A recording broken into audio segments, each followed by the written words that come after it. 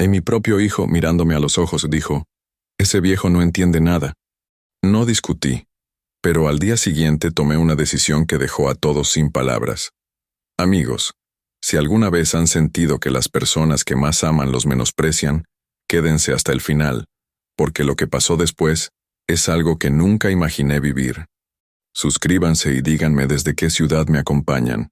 Lo que él no sabía es que esa casa guardaba toda mi vida, y que su desprecio sería la chispa para cambiarlo todo. Era domingo por la tarde. El olor a café recién hecho llenaba la cocina, y la luz del sol entraba a través de la ventana, dibujando líneas doradas sobre el mantel. Yo estaba revisando unos papeles viejos, facturas, cartas y las escrituras de la casa. Mi hijo, Javier, estaba en la sala, hablando por teléfono. No prestaba atención hasta que, de pronto, su voz subió de tono. «Ese viejo no entiende nada», dijo con una risa seca. Sentí que las palabras se me clavaban en el pecho. Me quedé quieto, con la taza en la mano, y fingí que no había escuchado. Terminé el café de un sorbo y salí al patio. El viento movía las hojas secas, y la casa parecía observarme, como si supiera lo que estaba sintiendo.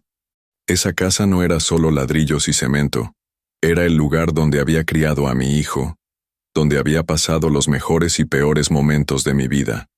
Esa noche cenamos en silencio. Él miraba el teléfono, yo lo miraba a él. No mencionó lo que había dicho, y yo tampoco. Pero en mi cabeza, la frase no dejaba de repetirse.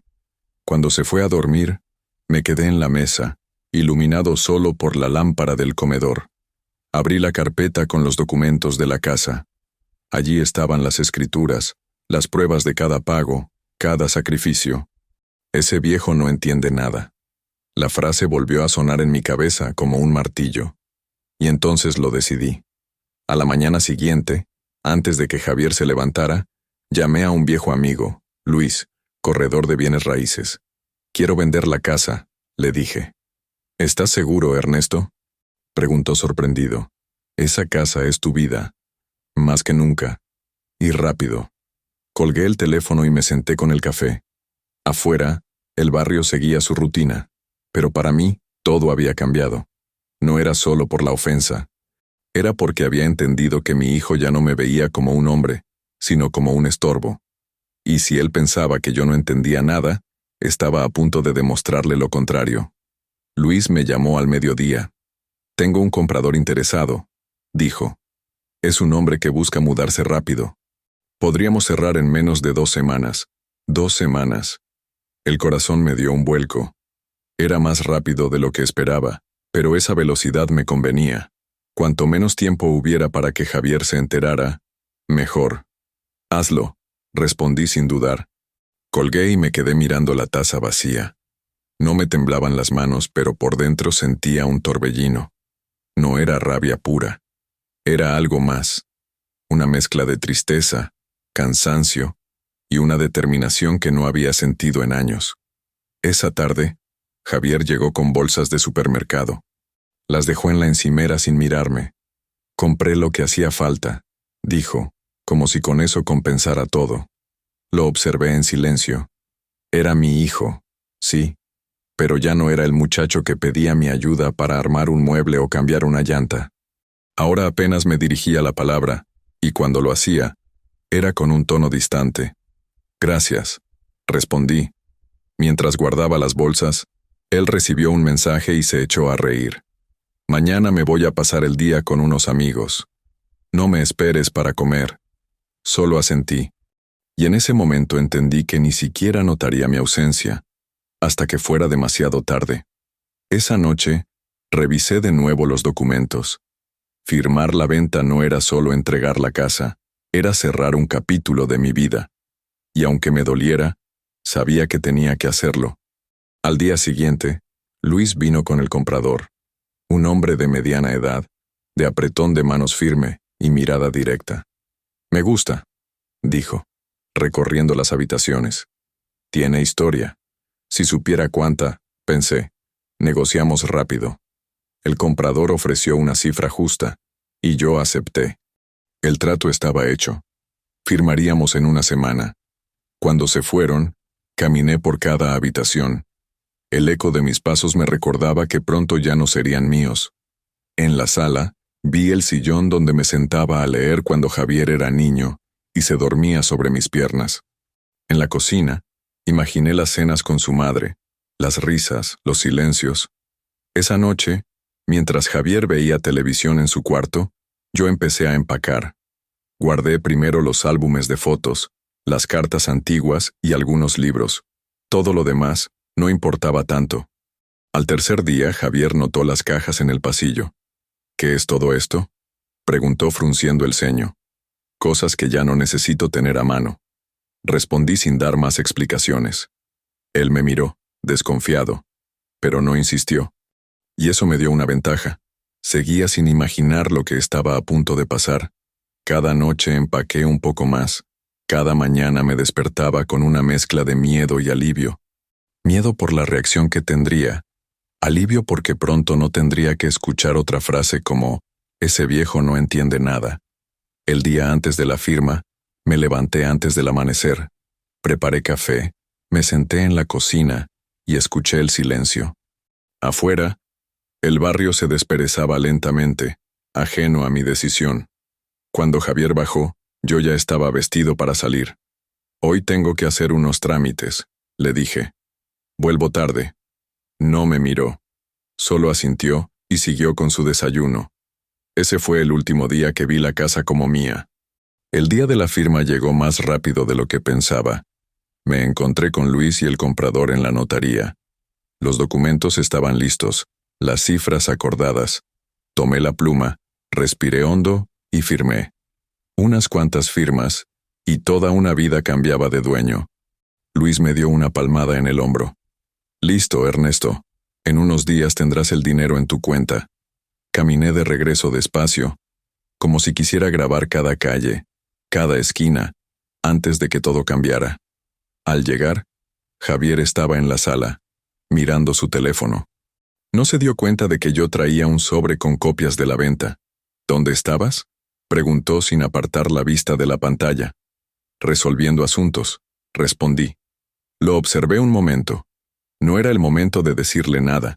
Quería que lo descubriera por sí mismo. Al día siguiente, un camión de mudanzas llegó temprano. Los hombres empezaron a sacar cajas y muebles. Javier salió de su cuarto con el ceño fruncido. ¿Qué está pasando aquí? Me tomé un segundo antes de contestar. Nos vamos. ¿Cómo que nos vamos? Se rió pensando que era una broma. ¿A dónde? Yo a un lugar donde me respeten. ¿Tú? No lo sé. Su risa se congeló. ¿Qué demonios estás diciendo? Vendí la casa. Solté, mirándolo a los ojos. El silencio fue inmediato. Solo se escuchaba el ruido de los hombres cargando cajas. ¿Estás loco? Esta casa es mía también, gritó con una mezcla de incredulidad y furia. No, Javier. Esta casa era mía. Y la vendí. Se acercó, con el rostro rojo. No puedes hacer eso. Claro que puedo. Lo interrumpí. Yo la construí, yo la pagué, y tú me dejaste claro lo que piensas de mí. Él abrió la boca para responder, pero no dijo nada. Sabía que tenía razón. Ese día, no hubo más palabras entre nosotros. Él salió, dando un portazo, y yo me quedé supervisando la mudanza. Por la noche, recibí un mensaje suyo. No entiendo por qué haces esto. Es exagerado. No contesté. Mientras la casa se vaciaba, sentí una mezcla extraña de liberación y tristeza. Era como cerrar un libro que había leído 1000 veces y que, aunque amaba, sabía que tenía que dejar atrás. Cuando el último mueble salió, caminé por las habitaciones vacías. El eco de mis pasos sonaba diferente, como si la casa ya no me perteneciera. Me detuve en la puerta, toqué el marco, y sin mirar atrás, salí. Esa noche dormí en un pequeño apartamento que había alquilado de forma temporal. No era grande, pero tenía algo que la casa ya no me daba: paz. Y mientras me recostaba en la cama, sabía que la verdadera reacción de Javier aún estaba por venir, y que sería entonces cuando realmente entendería lo que había perdido. Pasaron 3 días desde que dejé la casa. No supe nada de Javier. Silencio absoluto. No mensajes, no llamadas. Yo, por mi parte, me dedicaba a acomodar mis cosas en el pequeño apartamento. No era lujoso, pero tenía lo que necesitaba: una mesa, una cama, una ventana desde la que se veía el amanecer. La mañana del cuarto día, el teléfono sonó. Era Luis. Ernesto, creo que tu hijo fue a la casa. ¿Y? Pues, está furioso. Dice que no puede creer que la hayas vendido. No me sorprendió. Lo que sí me sorprendió fue que, horas después, escuché golpes en mi puerta. Abrí, y ahí estaba. El rostro rojo, los ojos encendidos. ¿Cómo pudiste hacerme esto? Soltó sin siquiera saludar. Pásate, dije, moviéndome para dejarlo entrar. Entró pero no se sentó. Caminaba de un lado a otro como un león enjaulado. Era mi casa también. No, Javier. Era mi casa. Tu madre y yo la levantamos desde cero. Tú solo viviste allí. Viví allí. Toda mi vida. Gritó. Lo miré fijamente.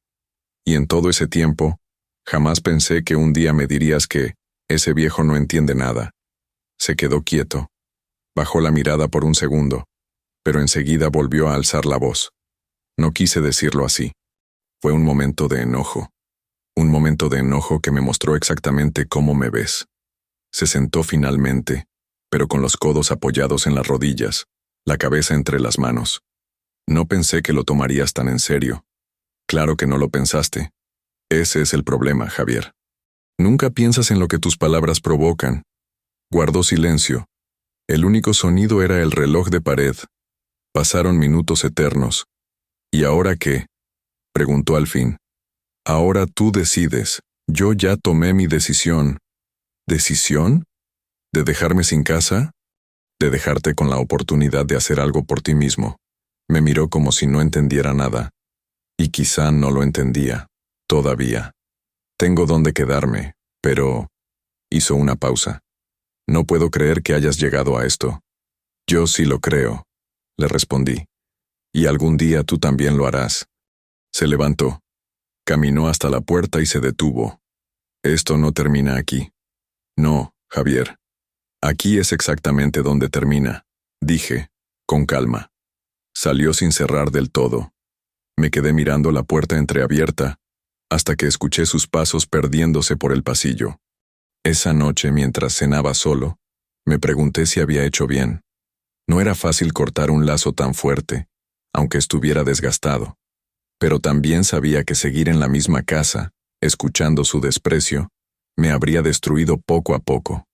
En el fondo, intuía que esto era solo el comienzo de algo más grande. Javier no se quedaría quieto, y yo tendría que estar preparado para lo que viniera. No pasó ni un día después de la visita de Javier cuando el teléfono comenzó a sonar sin parar. Eran familiares, amigos de toda la vida, vecinos, todos con la misma frase. Ernesto, ¿qué pasó con la casa? Javier dice que lo dejaste en la calle. Respiraba hondo antes de contestar. La vendí. Era mía. Pero, ¿por qué? Insistían. Porque me cansé de ser invisible en mi propia casa. Las respuestas no convencían a nadie. La gente siempre quiere una historia fácil de digerir, y la mía tenía demasiados matices. Esa tarde recibí una llamada inesperada. Era mi cuñada, Clara, la hermana de mi difunta esposa. Ernesto, ¿cómo pudiste? Su voz estaba cargada de reproche. ¿Sabes lo que le estás haciendo a tu hijo? Sí, Clara. Le estoy haciendo un favor que él todavía no entiende. No lo creo, dijo con frialdad. Tú siempre fuiste terco, pero esto es cruel. No respondí. Dejé que hablara. Sabía que no valía la pena defenderme ante alguien que ya había tomado partido. Al colgar, me quedé un largo rato mirando por la ventana. El sol caía detrás de los edificios, pintando el cielo de naranja y violeta. Pensé en mi esposa. Si ella estuviera aquí, ¿me habría apoyado o me habría pedido que lo reconsiderara? No tuve mucho tiempo para reflexionar. Un golpe en la puerta me sacó de mis pensamientos. Abrí, y allí estaba Javier otra vez. Pero no venía solo. Lo acompañaban dos de mis sobrinos, altos, fuertes, con mirada seria. Tenemos que hablar, dijo él, sin saludar. Pasa. Se sentaron todos alrededor de mi mesa pequeña. Javier tomó la palabra. Quiero que me expliques, delante de ellos, por qué me dejaste así. No es un circo, Javier. No necesito público para hablar contigo. Uno de mis sobrinos, Rubén, intervino. Tío, somos familia. No queremos pleitos, pero esto parece una venganza. No lo es, respondí mirándolos a los ojos. Es un límite. Javier golpeó la mesa con la mano. ¿Un límite? ¿Vender mi casa es un límite? No era tu casa. Nunca lo fue. El silencio cayó como una losa. Los tres me miraban, esperando que retrocediera, que me arrepintiera. Pero no lo hice. Javier, continué. Yo te di techo, comida, estudios. Nunca te faltó nada. Lo único que te pedí fue respeto. Y cuando me llamaste viejo que no entiende nada, me demostraste que lo habías perdido. Rubén bajó la mirada. El otro sobrino, Daniel, se recostó en la silla, incómodo. ¿Y ahora qué?, preguntó Javier. Ahora vives con las consecuencias. Se levantó bruscamente. No pienso dejar esto así. Salió con mis sobrinos detrás. La puerta quedó entreabierta otra vez. Cuando el silencio volvió, me di cuenta de que estaba temblando. No de miedo, sino de tensión acumulada. Sabía que ese encuentro era solo el segundo asalto de una pelea más larga. Esa noche, mientras intentaba dormir, escuché ruidos en el pasillo. Me levanté y miré por la mirilla. Nada, pero la sensación de que algo se movía alrededor de mi vida, invisible, no me abandonó. Me acosté otra vez y pensé que tal vez lo peor todavía no había llegado. Los días siguientes fueron extraños. El apartamento se había convertido en un refugio y, al mismo tiempo, en una trinchera. Cada vez que el teléfono sonaba, dudaba en contestar. Sabía que del otro lado podía estar algún familiar, un vecino, o incluso alguien que yo ni recordaba, queriendo opinar sobre lo que había hecho. Una tarde, mientras regresaba del mercado con una bolsa de pan y leche, escuché a dos señoras hablando en la esquina. Dicen que Ernesto echó a su propio hijo a la calle. Sí, y que se quedó con todo el dinero de la casa. Pasé junto a ellas y no me saludaron. Fingieron que no me veían, pero sus voces me siguieron hasta la puerta del edificio. Dentro, encontré un sobre bajo la puerta. No tenía remitente. Lo abrí. Eran fotocopias de mensajes impresos, conversaciones de Javier con amigos. En ellas me pintaba como un viejo amargado, egoísta, incapaz de querer a su familia. Me senté en la mesa con el sobre abierto frente a mí. No sabía si reír o enfadarme. Ese era el Javier que yo había criado, orgulloso, incapaz de reconocer sus errores. Esa misma noche recibí la llamada de un número desconocido. ¿Ernesto?, preguntó una voz masculina. Sí, soy Martín, el padre de uno de los amigos de tu hijo. Mira, no me gusta meterme, pero Javier anda diciendo cosas feas de ti. Y, bueno, él está buscando un abogado. Gracias por avisar, Martín. Colgué sin más. No dormí bien. La idea de que Javier quisiera llevar esto a un tribunal me revolvía el estómago. No porque creyera que pudiera ganar, sino porque significaba que la herida estaba creciendo. Al día siguiente, fui al café de siempre. Me senté en mi mesa de la esquina, pedí un cortado y observé a la gente pasar. Fue entonces cuando lo vi. Javier cruzaba la calle con un hombre de traje, delgado, con un maletín. No me vieron. Entraron en una oficina frente a la plaza. Pasé el resto del día con esa imagen en la cabeza. No tenía miedo al juicio, pero sí a la humillación pública, a que mi vida se convirtiera en un espectáculo de chismes y medias verdades. Por la noche, toqué el sobre con las escrituras de la venta. Era mi salvavidas y, al mismo tiempo, el motivo de esta tormenta. Sabía que, si Javier seguía por ese camino, yo tendría que mostrar todo, abrir cada detalle de mi vida privada para defenderme. A la mañana siguiente, un golpe fuerte en la puerta me despertó. Abrí y un hombre corpulento, con chaqueta de cuero, me entregó un papel doblado. «Es para usted», dijo, sin mirarme a los ojos, y se fue. Era una notificación preliminar. Javier había iniciado un proceso para impugnar la venta, alegando incapacidad mental de mi parte en el momento de la firma. Me senté, con el papel en las manos. Nunca en mi vida había sentido una mezcla tan intensa de rabia y tristeza. No solo me estaba atacando como padre, sino que ahora ponía en duda mi lucidez. Ese mismo día llamé a Luis, el corredor de bienes raíces. Luis, necesito que vengas. Es urgente. ¿Pasó algo? Javier quiere pelear en tribunales. Una hora después, estaba en mi apartamento. Tranquilo, Ernesto. No tiene caso. Tú estabas en plenas facultades, y la venta fue legítima. Pero, me miró serio. Prepárate. Esto se va a poner feo. Esa noche, al cerrar las cortinas, vi una sombra moverse frente al edificio. No supe si era mi imaginación o alguien vigilándome. Me quedé un largo rato observando, hasta que desapareció. Dormí poco. El aire estaba cargado, como antes de una tormenta. Y algo me decía que, cuando llegara, no sería fácil de capear. 2 días después recibí la primera citación formal. Tenía que presentarme en el juzgado para una audiencia preliminar. No era un juicio todavía, pero el simple hecho de ver mi nombre en ese papel, junto al de mi hijo como demandante, me produjo un vacío en el estómago.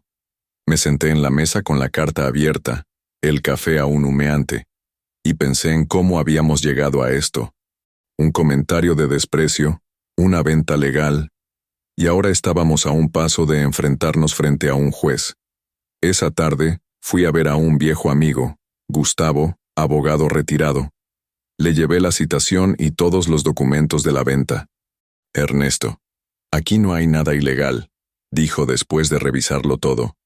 Pero cuidado, en este tipo de casos, la verdad no siempre es suficiente. ¿A qué te refieres? A que, si Javier logra convencer al juez de que estabas confundido o manipulado, podrías verte en problemas. Y para eso, no necesita pruebas, solo testigos que digan lo que él quiere. Me fui de su casa con esa frase martillándome la cabeza. Al día siguiente, mientras caminaba hacia el mercado, vi a Clara, mi cuñada, hablando con una vecina. Apenas me vio, dejó de sonreír. Me acerqué. Buenos días. Ernesto, respondió seca. Clara, ¿hablaste con Javier últimamente? Sí, y te diré algo. No voy a quedarme callada si me llaman a declarar. No tuve tiempo de responder. Se giró y se fue. Esa misma noche, Luis vino a visitarme con malas noticias. Están buscando a exvecinos, viejos amigos. Cualquiera que pueda decir que últimamente estabas distraído o confundido. ¿Distraído? Pregunté, indignado. ¿Y eso qué prueba? Nada, pero en un tribunal, una historia repetida suficientes veces empieza a parecer verdad. Pasé la noche dando vueltas en la cama. A las 3 de la madrugada, me levanté y abrí la ventana. La calle estaba vacía, salvo por un coche estacionado frente al edificio. No encendía las luces, pero no se movía. Sentí un escalofrío. El día de la audiencia llegó más rápido de lo que esperaba. Me puse mi mejor traje, uno que no usaba desde el funeral de mi esposa. Quería verme firme, no como el anciano frágil que Javier quería retratar. En el juzgado, lo vi a lo lejos, no vino solo. Estaba con un abogado joven y 3 personas que reconocí. Clara, un vecino que apenas me saludaba, y Rubén, mi sobrino. Me costó creer que él también estuviera dispuesto a declarar contra mí. Durante la audiencia, el abogado de Javier habló de un padre que había perdido el juicio, y de una venta apresurada, que lo dejaba a su hijo desamparado. No mencionó la ofensa, ni el desprecio, ni los años de convivencia tensa. Cuando fue mi turno, me limité a decir la verdad. La casa era mía. La construimos mi esposa y yo. Javier no la pagó, no la mantuvo y, últimamente, me hacía sentir como un extraño bajo mi propio techo. El juez escuchó, asintió, y luego pospuso cualquier decisión. Teníamos que volver en 2 semanas con más pruebas. Al salir, Javier me miró con frialdad. «No vas a ganar, viejo». No respondí. Caminé hacia la salida con la sensación de que esas 2 semanas serían las más largas de mi vida. Esa noche, al cerrar la puerta de mi apartamento, Escuché un golpe metálico contra el marco. Miré hacia abajo. Era un sobre pequeño, sin remitente. Lo abrí. Dentro había una foto. Yo, saliendo del banco el día de la venta de la casa. Al dorso, un mensaje escrito a mano. Esto no ha terminado. Me quedé de pie, con la foto en la mano, sintiendo cómo el aire de la habitación se volvía pesado. Ya no era solo un conflicto legal. Esto estaba a punto de cruzar una línea peligrosa. No pude dormir esa noche. La foto y el mensaje seguían sobre la mesa, iluminados por la luz tenue de la lámpara. Los miraba una y otra vez, intentando encontrar alguna pista. La letra era torpe, apretada, como si quien la hubiera escrito estuviera nervioso o furioso. A las 6 de la mañana, cuando el sueño finalmente me vencía, un golpe seco en la puerta me hizo sobresaltar. Me acerqué con cautela. ¿Quién es?, pregunté. Silencio. Abrí solo un poco. En el pasillo no había nadie, pero en el suelo había un sobre más grande. Lo recogí y lo llevé a la mesa. Dentro había recortes de periódicos sobre ancianos estafados por sus propios familiares. En uno, un titular resaltaba: «Padre pierde todo tras firmar bajo presión». No había duda, alguien quería que pensara que ese sería mi destino. Salí a la calle con el sobre bajo el brazo. Caminé sin rumbo fijo, intentando despejar la mente. Terminé en el café de siempre. Allí estaba Marta, la camarera, una mujer de unos 50 años que siempre me atendía con una sonrisa. «Don Ernesto, ¿está bien?». «Lo veo pálido». «¿Cosas de familia?», dije, sin entrar en detalles. Mientras bebía el café vi pasar un coche lentamente frente al ventanal. No era el mismo de la otra noche, pero la sensación fue idéntica. Alguien me estaba vigilando. De regreso a casa, subí a las escaleras cuando escuché pasos apresurados detrás de mí. Me giré y vi a un hombre joven, gorra baja, mirada esquiva. Fingió buscar algo en el bolsillo, mientras yo entraba rápido a mi departamento y cerraba con llave. A media tarde, sonó el teléfono. Era un número oculto. «Ernesto, ¿todavía piensas que vas a ganar?». La voz era distorsionada, como si usara algún filtro. «¿Quién habla?». «Alguien que cree que ya es hora de que entiendas tu lugar». Colgaron antes de que pudiera responder. Me quedé sentado, el auricular aún en la mano, sintiendo el peso invisible de la amenaza. Esa noche decidí llamar a Gustavo, mi amigo abogado retirado. «Esto ya no es solo un problema legal, Gustavo. Me están siguiendo. Me dejan mensajes, fotos». «Ernesto, escucha», dijo, serio. «Esto huele mal. No es Javier el que hace eso. Él no tiene ese tipo de sangre fría. Alguien más se está metiendo». «¿Quién?». «No lo sé, pero necesitas protección». A la mañana siguiente, salí temprano para comprar víveres. Al doblar la esquina, un hombre me bloqueó el paso. «¿Usted es Ernesto?», preguntó. «Depende de quién pregunte. Digamos que soy alguien que quiere evitarle problemas. Si coopera». No le respondí. Traté de seguir caminando, pero él dio un paso al frente. «Venda lo que le queda, comparta el dinero, y todo esto termina». Lo miré fijamente. «Dígale a quien lo envió que no negocio con cobardes». Di media vuelta y crucé la calle. Sentía el corazón golpearme en el pecho, pero no iba a dejar que lo notara. Esa tarde, revisé todas las cerraduras de la casa. Puse una barra metálica en la puerta y moví un viejo escritorio frente a la ventana más baja. No era paranoia, era prudencia. A las 2 de la madrugada, un ruido metálico en el pasillo me despertó. Me levanté en silencio, tomé una linterna y miré por la mirilla. Una sombra se alejaba lentamente. Cuando abrí la puerta, vi un pequeño paquete envuelto en cinta adhesiva. Lo llevé a la cocina y lo abrí con cuidado. Dentro había un martillo oxidado y una nota: «Todos los clavos se sacan tarde o temprano». Me quedé mirando el martillo largo rato. Ya no era solo intimidación, era una advertencia directa. Entendí que, si cruzaba esta línea, ya no habría vuelta atrás. El juicio, las discusiones, incluso la familia, todo quedaba en segundo plano. Ahora se trataba de protegerme. Me senté, encendí una lámpara y comencé a escribir en un cuaderno todo lo que había pasado desde el día que vendí la casa. Cada encuentro, cada palabra, cada detalle. No sabía si algún día alguien lo leería, pero si me pasaba algo, quería que la historia quedara registrada. El amanecer trajo un silencio extraño. Ni los pasos de los vecinos ni el ruido de la calle, solo el zumbido tenue del refrigerador. Me preparé un café y me quedé junto a la ventana, mirando el edificio de enfrente. Fue entonces cuando lo vi, un hombre, el mismo de la gorra baja, parado en la esquina.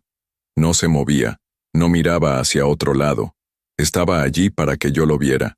Decidí que ya era suficiente.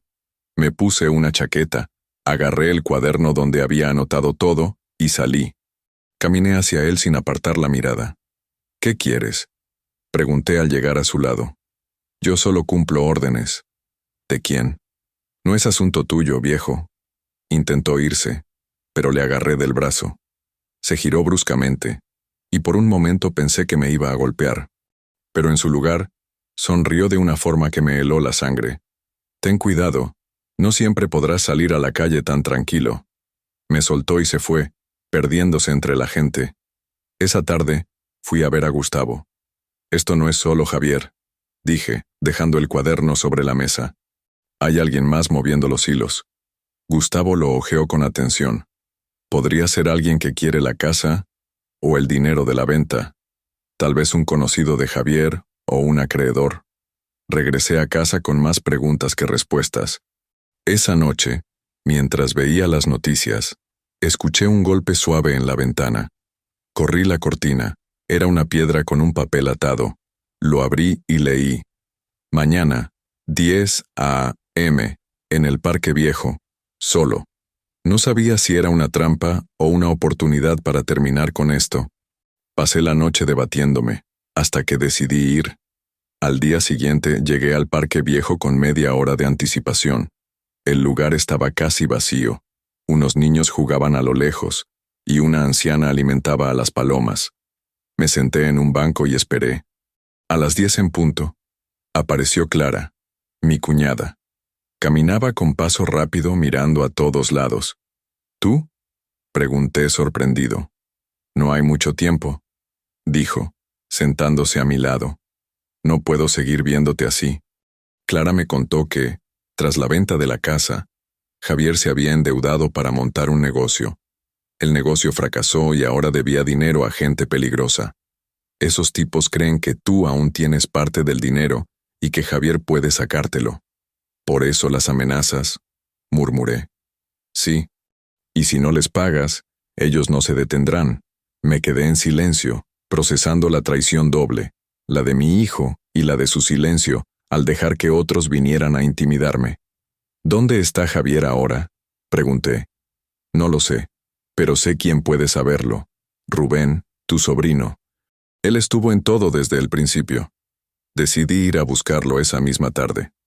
Fui a su taller mecánico, un lugar siempre lleno de ruido y olor a aceite. Lo encontré revisando un coche. Necesitamos hablar, dije. ¿Sobre qué?, preguntó sin mirarme. Sobre quién me está amenazando, y sobre Javier. Rubén dejó la herramienta y se secó las manos. Viejo, no te metas, esto es más grande de lo que piensas. Ya estoy metido. Se quedó callado un momento, luego suspiró. Está bien, mañana a las 8, en el almacén del puerto. Te diré todo. Esa noche apenas pude dormir. Algo en su tono me decía que mañana sería un punto de no retorno. Llegué al puerto antes de las 8, con el viento frío golpeándome la cara y el olor a sal impregnando el aire. Las grúas parecían gigantes inmóviles y los contenedores, murallas silenciosas que ocultaban secretos. Caminé despacio, buscando el almacén que Rubén había mencionado. Era una construcción vieja, con paredes de chapa oxidada y una puerta metálica que se abría con un chirrido agudo. Adentro, la penumbra olía a humedad y aceite viejo. Pensé que no vendrías, dijo una voz a mis espaldas. Era Rubén, con la gorra baja y las manos en los bolsillos. Aquí estoy. Ahora dime todo. Rubén miró a su alrededor, como asegurándose de que nadie escuchara. Javier no puede salir de esta solo. Le debe dinero a una gente peligrosa. Al principio intentó pagarles, pero el negocio que montó con el dinero de la casa se hundió en meses. ¿Qué negocio? Un taller de motos con un socio que lo dejó tirado. Perdió todo. Y ahora, esos tipos quieren que tú cubras la deuda. Yo no les debo nada, dije, firme. Lo sé, pero para ellos no importa. Creen que la venta de la casa fue un truco para esconder el dinero y que tú aún lo tienes. Me acerqué un paso. ¿Y tú? ¿Por qué me citaste aquí? Porque mañana van a venir a buscarte. No te van a llamar. No van a mandar más notas. Van a aparecer en tu puerta. Un ruido metálico nos interrumpió. Una sombra cruzó la entrada del almacén. Rubén se tensó. Maldición. No estamos solos. De entre los contenedores surgieron dos hombres altos, con chaquetas negras. Uno llevaba una cicatriz en la mejilla. El otro, un bate de aluminio. Viejo, se acabó el tiempo de hablar, dijo el de la cicatriz. O nos das lo que queremos, o la próxima vez no será una visita amistosa. No tengo nada que darles, respondí, intentando mantener la voz firme. Eso lo decidirá Javier, replicó el del bate. Rubén se interpuso. Déjenlo en paz. Esto es asunto de mi primo, no suyo. Entonces quizá quieras pagar tú, dijo la cicatriz acercándose amenazante. El momento se volvió insoportable. Sentí el corazón golpearme en el pecho. Basta, grité. Si quieren hablar, será frente a un juez. Los hombres se rieron. Los jueces no se meten en estas cosas, viejo. Uno de ellos dio un paso hacia mí, pero Rubén lo empujó. Hubo un forcejeo breve, y uno de los hombres sacó algo del bolsillo. No era un cuchillo, pero el brillo metálico me hizo retroceder. Mañana, dijo el de la cicatriz mirando directo a mis ojos. Tienes hasta mañana para decidir. Se dieron media vuelta y desaparecieron entre los contenedores. El silencio volvió, pero no era un silencio tranquilo. Era el que precede a la tormenta. Rubén me miró con preocupación. Tienes que salir de la ciudad, Ernesto, al menos hasta que esto se enfríe. No voy a huir de mi propia vida. Regresé a casa con una mezcla de miedo y rabia. Me senté en la mesa, con el cuaderno abierto, y comencé a escribir cada detalle del encuentro. No quería olvidar ni una sola palabra. A medianoche, recibí un mensaje en mi teléfono, una foto mía en el puerto, tomada esa misma tarde, con la frase, última advertencia. Me quedé mirando la pantalla, sintiendo que la línea entre las amenazas y la acción real estaba a punto de romperse. No dormí en toda la noche. El mensaje en el teléfono seguía iluminando la oscuridad de mi cuarto, como una amenaza viva. La frase última advertencia no dejaba de repetirse en mi cabeza. A las 6 de la mañana, me levanté, me serví un café y me senté junto a la mesa, mirando el cuaderno. Había dos caminos, seguir escondiéndome detrás de anotaciones y cerraduras reforzadas, o enfrentar la situación de frente, aunque me costara caro. Tomé el teléfono y marqué el número de Javier. Tardó en contestar. ¿Qué quieres?, dijo con voz seca. Quiero que nos veamos. Hoy. Sin terceros. No tengo nada que hablar contigo. Escucha bien, Javier. Si no te presentas, voy a ir directamente a la policía y les contaré todo, con nombres y detalles. Hubo un silencio largo, incómodo. Está bien, respondió finalmente. Esta noche, en el bar de siempre. Pasé el día revisando mi cuaderno y haciendo copias de las notas más importantes.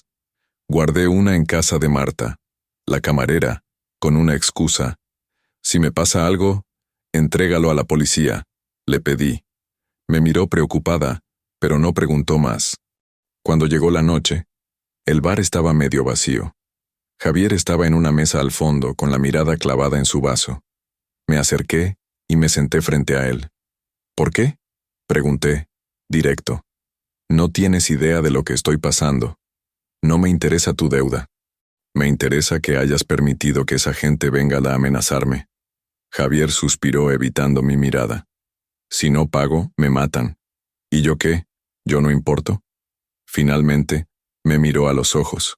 Había miedo, pero también vergüenza. Creí que si te presionaban, podrías ayudarme. Me quedé en silencio unos segundos. No voy a darles nada, ni un peso. Entonces, empezó, pero lo interrumpí. Entonces, tú y yo vamos a ponerles una trampa. Javier me miró como si hubiera perdido la cabeza. ¿Una trampa? Sí. Los vamos a citar en un lugar público. Y vamos a llevar grabadoras, testigos, y todo lo que sea necesario para que la policía actúe. Al principio, se negó. Dijo que era demasiado peligroso, que esa gente no juega limpio, pero yo ya había cruzado el punto de no retorno. O lo hacemos o yo desaparezco, y tú te quedas solo con ellos. Al final, aceptó. Quedamos en que al día siguiente me daría un número para coordinar. Salí del bar con la sensación de estar caminando sobre hielo fino. Cada paso podía ser el último antes de caer. Esa madrugada, mientras me servía un vaso de agua, vi un reflejo en la ventana. Un coche estacionado frente a mi edificio. No era casualidad. Me quedé de pie, sin moverme, observando desde la penumbra. Después de unos minutos, el coche arrancó y se perdió en la esquina. Sabía que al día siguiente todo se decidiría. O salíamos de esa, o no habría un después. La mañana amaneció gris, con un cielo que parecía anunciar tormenta. Javier me llamó temprano. «Es hoy», dijo sin preámbulos. Les dije que a las 7 de la tarde en el estacionamiento del viejo centro comercial. Anoté la hora y el lugar. Llamé a Gustavo para que estuviera cerca, con su camioneta y una cámara de video. Él aceptó sin preguntar demasiado, aunque noté la tensión en su voz. También contacté a un policía retirado que conocía del barrio. Aceptó venir discretamente, por si las cosas se ponen feas. Pasé el resto del día con el estómago encogido. A las 6:30, ya estaba en el estacionamiento dentro de mi coche observando las sombras que se alargaban. Javier llegó poco después, nervioso, mirando a todos lados. «No te preocupes», le dije. «Solo sigue el plan». A las 7 en punto, un auto negro se detuvo frente a nosotros. Bajaron los 2 hombres de chaqueta negra que había visto en el puerto, y esta vez venían acompañados de un tercero. Un tipo calvo, con una cicatriz en la frente y una mirada que helaba la sangre. «Así que aquí está el famoso viejo», dijo el calvo acercándose. «¿Trajiste el dinero?» «No», respondí firme. «Traje algo mejor. Testigos». Se miraron entre ellos, confundidos. Fue el momento en que Gustavo, desde su camioneta, encendió la luz del foco y empezó a grabar. El ex policía apareció por un costado, con la mano cerca del cinturón. «Todo esto está quedando registrado», dije. «Si dan un paso en falso, no saldrán de aquí sin que todo el mundo sepa quiénes son». El calvo sonrió con desprecio. «¿Crees que una cámara nos va a detener?» Se acercó un paso más, y yo sentí como el aire se volvía pesado. Javier retrocedió, pero yo me quedé firme. «Deténganse», ordenó el ex policía. «No den un paso más». El del bate de aluminio hizo un ademán amenazante, pero en ese instante se escucharon sirenas a lo lejos. No las había llamado yo, y por un segundo pensé que quizá Gustavo lo había hecho por su cuenta. Pero el calvo maldijo en voz baja. «Nos vamos», dijo, y todos se dieron media vuelta. Subieron al auto y se alejaron rápidamente, perdiéndose en la carretera. Yo respiré aliviado, pero algo en mi interior me dijo que aquello no era una victoria real. Demasiado fácil, demasiado rápido. Esa noche, Javier y yo nos encontramos en mi casa para hablar. «¿Crees que se acabó?», preguntó. «No, solo se están reacomodando». Tenía razón. A medianoche, un sobre fue deslizado bajo mi puerta. Dentro, una sola hoja con letras recortadas de revistas. «No vuelvas a intentar jugarnos, la próxima será en serio». Me quedé mirando el mensaje, sintiendo que el clímax aún estaba por llegar. Algo grande, algo definitivo, se estaba preparando en la oscuridad.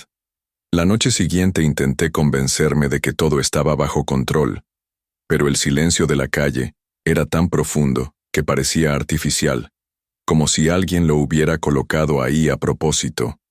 Me acosté tarde con la ropa puesta, por si tenía que salir corriendo. A las 3 de la madrugada, un golpe seco en la puerta me hizo saltar de la cama. Antes de que pudiera reaccionar, un segundo golpe, más fuerte, retumbó en el pasillo. Tomé el teléfono para llamar a la policía, pero la línea estaba muerta. El tercer golpe fue tan brutal que la puerta se abrió de par en par. 3 siluetas entraron a la fuerza. Reconocí al calvo, al de la cicatriz y al del bate. «Te lo advertimos, viejo», dijo el calvo, avanzando. «Esto es para que aprendas a no meterte donde no te llaman». El del bate levantó el brazo, pero me lancé hacia atrás, tropezando con la mesa y tirando una lámpara al suelo. El ruido fue ensordecedor. Aproveché el segundo de distracción para correr hacia la cocina, donde tenía guardado un viejo cuchillo de carnicero.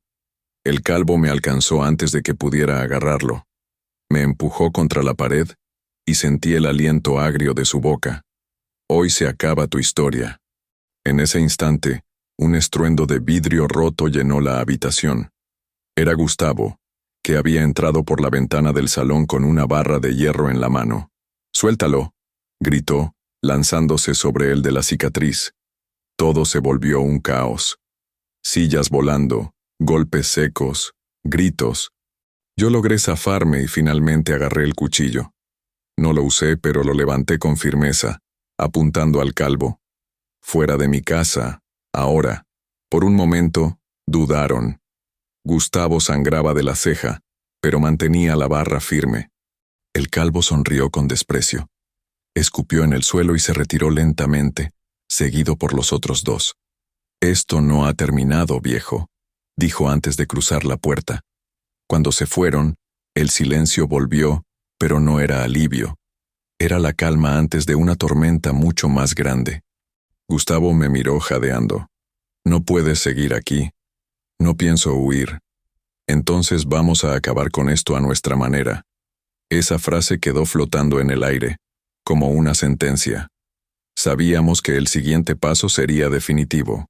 O ellos, o nosotros. Gustavo y yo pasamos el resto de la madrugada sentados en la cocina, con las manos aún temblorosas y la respiración agitada. Sobre la mesa, el cuchillo que no había usado y la barra de hierro de Gustavo parecían 2 testigos silenciosos de lo que acababa de pasar. «No van a parar», dijo Gustavo, con la mirada fija en el vacío. «Tenemos que hacer algo que les quite las ganas para siempre». «¿Y qué propones?», pregunté, aunque ya sabía la respuesta. «Exponerlos. Pero no como la otra vez. Esta vez necesitamos pruebas que los hundan de verdad». Pasamos horas elaborando el plan. La idea era simple, pero peligrosa. Javier, que ya conocía sus movimientos, fingiría que conseguía el dinero que le pedían. La entrega se haría en un lugar controlado, con cámaras ocultas, micrófonos y la presencia encubierta de la policía. El riesgo era altísimo, pero no había otra salida. Si funcionaba, quedarían arrestados con evidencia suficiente. Si fallaba, tal vez no habría oportunidad de intentarlo otra vez. Por la mañana llamé a Javier. «Hijo, escucha», dije. «Esta es tu oportunidad para limpiar tu nombre y cerrar esto para siempre». Al otro lado de la línea, silencio. Luego, un suspiro. «Está bien. Lo haré». Gustavo movió contactos en la comisaría. Un par de agentes aceptaron colaborar, siempre y cuando no supieran sus superiores, para evitar filtraciones. Conseguimos las cámaras, los micrófonos y un coche no registrado. La entrega sería esa misma noche, en un almacén abandonado en las afueras. Javier les dijo que tenía el dinero y que iría solo. Ellos aceptaron, demasiado rápido. Cuando llegó la hora, el almacén estaba casi a oscuras, con solo un par de bombillas parpadeando. Javier entró con una mochila, mirando hacia el suelo. Gustavo y yo estábamos escondidos en un rincón alto, desde donde podíamos ver sin ser vistos. El calvo y los otros 2 aparecieron desde la sombra. «¿Lo tienes?», preguntó el calvo. «Aquí está», dijo Javier, levantando la mochila. En ese instante, los micrófonos captaron cada palabra, cada amenaza velada que pronunciaban. Todo estaba quedando grabado. Pero entonces, algo salió mal. Uno de ellos, el del bate, Se detuvo y miró hacia arriba, directamente donde estábamos Gustavo y yo. Su mirada se endureció. «No estás solo», dijo, señalándonos. En un segundo, todo se desató. El calvo sacó un cuchillo, Javier retrocedió, y Gustavo saltó del escondite con la barra. Los agentes encubiertos irrumpieron, gritando órdenes, y el eco de los pasos y las voces llenó el almacén. Hubo un forcejeo breve pero violento. Al final, los 3 hombres fueron reducidos y esposados. Me quedé de pie, observando cómo los subían a un coche policial. El calvo, incluso esposado, me lanzó una última mirada de odio. «Viejo, esto aún no termina». Pero por primera vez en mucho tiempo, no le creí. Cuando los coches de policía se alejaron, el almacén quedó en un silencio extraño, como si todo el aire hubiera decidido descansar después de la tensión. Javier se me acercó despacio, con la mochila aún en la mano. «No sé qué decirte, papá», murmuró evitando mirarme directamente. Lo observé un momento. Tenía el rostro pálido y las manos temblorosas, pero en sus ojos ya no había el brillo de la mentira. Había miedo y un poco de gratitud. «No digas nada», le respondí. A veces las palabras sobran. Gustavo apareció desde el otro lado del almacén, limpiándose la frente con un pañuelo. «Ha sido una locura, Ernesto, pero funcionó». Yo asentí, aunque sabía que aún quedaba trabajo. Los agentes nos aseguraron que con las grabaciones y los testimonios, los 3 quedarían tras las rejas por un buen tiempo. No era una victoria eterna, pero sí un respiro. Esa noche volví a casa.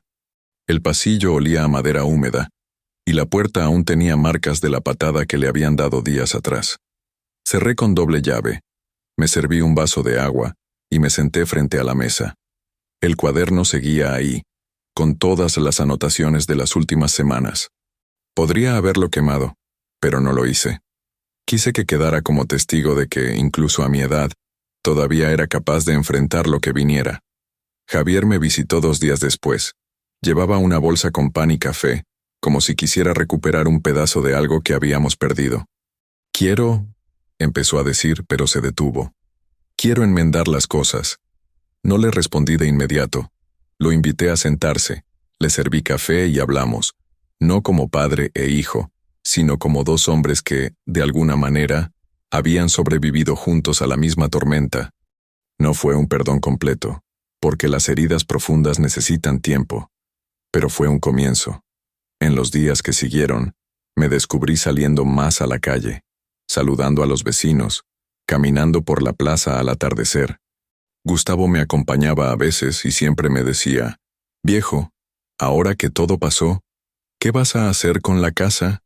Sonreía cada vez que lo preguntaba, porque, en realidad, la respuesta era simple. Haría con ella lo que me diera la gana. Ya no vivía para complacer a nadie, mucho menos a quienes me habían dado la espalda.